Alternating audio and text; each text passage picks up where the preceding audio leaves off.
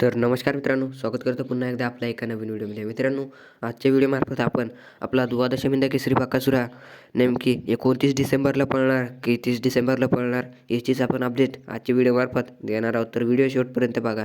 तर चला मित्रांनो, न थांबताच व्हिडिओला सुरुवात करूयात.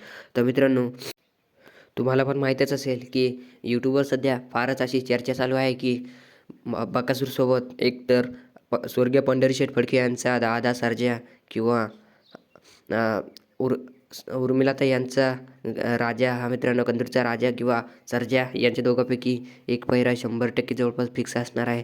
तर मित्रांनो, मला वाटते की दुसऱ्यामध्ये पण आपला द्वादशमींदा केसरी बकासूर आपल्याला हा पळताना दिसणार आणि आदतमध्ये पण पळताना दिसणार.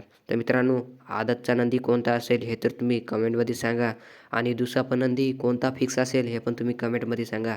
आणि मित्रांनो, तसंच आपला बिंदोडचा बादशाह मथुरचा देखील मला वाटते की आदतमध्येच पळेल, कारण की मित्रांनो तुम्हाला माहीतच असेल की मथुर देखील आदत नंदीला घेऊन चांगलीच अशी गाडीला स्पीड लागते आणि मथुर गुलालाशी पात्र ठरतो किंवा नंबर 1 नंबरसुद्धा करतो आहे. मित्रांनो, गेल्या मैदानातच मथुर चांगला पळाला आणि मथुरला देखील 29-30 डिसेंबरसाठी खूप खूप शुभेच्छा आणि आपल्या द्वादशीमींदा केसरी बकासूरला देखील 29 आणि 30 डिसेंबरसाठी खूप खूप शुभेच्छा.